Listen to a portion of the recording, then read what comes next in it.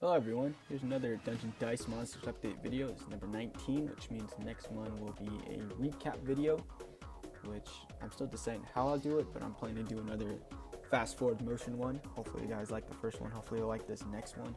This episode is brought to you by Armagon. The reason why it's brought to you by him is because almost all the new stuff you'll see in this video was brought to you by him. For instance, this is now the title page, and I'm using the Yu-Gi-Oh! Dungeon Dice Monsters background. But here, this is what he made. But anyway, he basically modified this background to make it look darker, make it look nicer, and stand out a lot better than it was before. So that was him. If there's any parts in the game that you do not like, for instance, if you don't like the way something looks, then especially let me know now, and somehow give me something to fix it, because this is getting really close to how the game will permanently look. Let's get going. I didn't get a chance to put 100 monsters in like I planned before this video, but I really wanted to make this video because it's Saturday and this is the best time for me to make a video. Anyway, so I just rushed in and put in a load of monsters, and some of them have no stats. So you might see some of your favorites. I guess I could just skim through them real quick, so that way you can see them real fast. If I'm going too fast, you can always slow down the playback. YouTube has an option, you just take advantage of that option. I really don't want to make this video too long, but I have a feeling because I talk too much, it's going to be too long.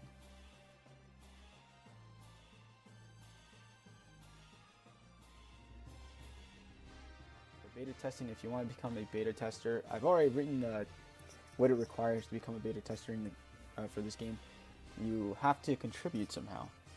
I don't know if I've shown this before, but I put placeholders everywhere now, so like this will show that the die is like either in use or is no longer selectable because you used it to summon. I might use a different image for that. Anyway, so for contributing, it's not just one thing. If you want to be a contributor, considered a contributor, you have to actually like constantly submit things. And I know not everyone has that amount of time, or that can't really give me stuff all the time, because I've been working on this game during some of my classes, because some of my classes are just ridiculous. Anyway, oh yeah, he works. Muka. I like that guy. It doesn't really matter what I put down. I know I had some problems with Shadow Ghoul and whatnot. If you guys want the movie background, which for me is it started getting a little distracting, I could put it back in. It's not a big deal. I just got rid of it just for right now. Not a big deal. Gray. Okay, so another thing Armagon had given me right away too. Gray basically means that you can't select that. So I'm clicking right now. I don't know if you can hear that, but nothing happens because you can only select stars.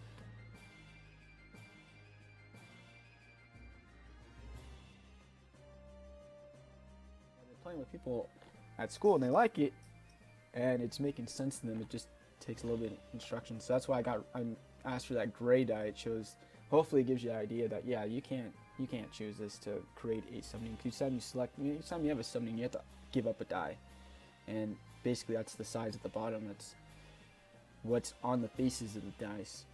So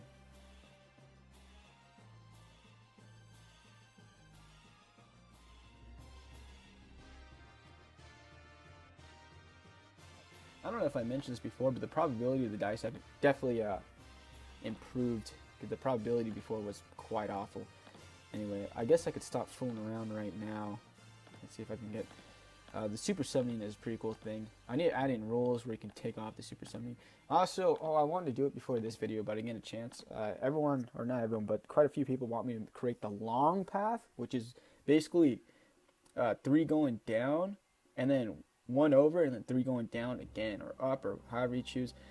That will be you'll be able to enable that in the rules. I just don't like that path because it just reaches too far and it seems a little unfair. I don't think you can actually create a die looking like that. Yeah, if you were actually to cut that out, I don't think it's possible to create an actual die with that shape. It's just too long.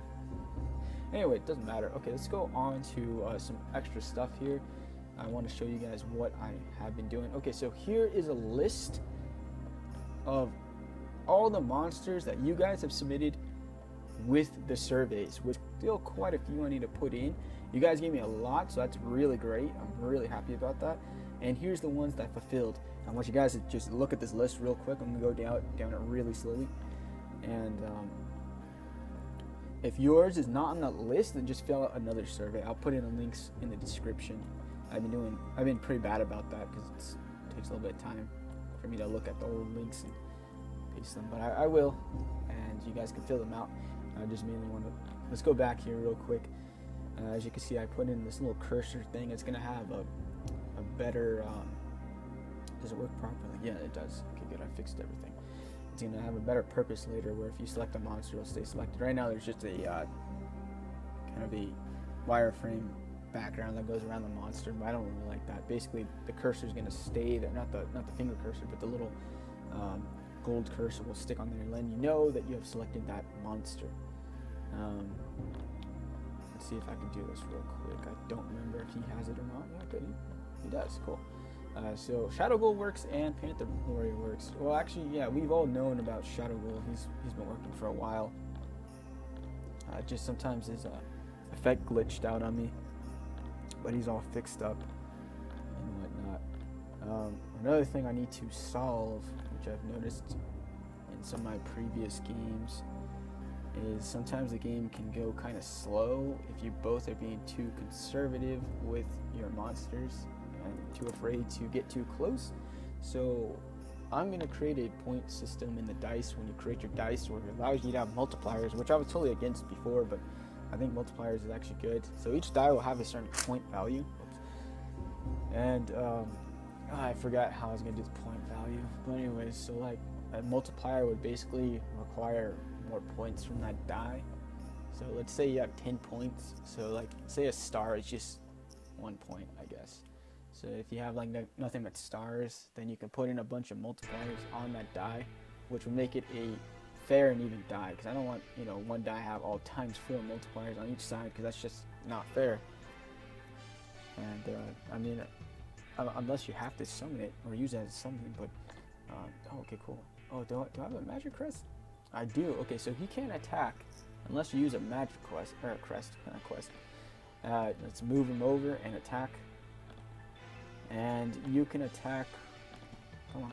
Alright, so anyway, this is the defend box right now. It's a prototype box, but he's defending, so you can either choose yes or no. Anyway, I think that does it for this video. I'll just talk about it one last time before I end the video. So beta testing, it's going to start soon, but it's very limited to who I'll give, or how many I'll give the game to. The best thing I ask from everyone is just that you are respectful. The names of many of the monsters that you know and love may change to the Japanese names, which I more prefer. So Dark Magician, though, you know, I'm used to saying Dark Magician, might become Black Magician because that's his actual name. So I'm going to end my video here. Hopefully you guys enjoyed. Put in some comments. I really love comments. Let me know what you think. Let me know how you feel about this video at the time and all that stuff, and what I said and whatnot, and spread the word if you guys want, prefer it. See you guys later. Take care.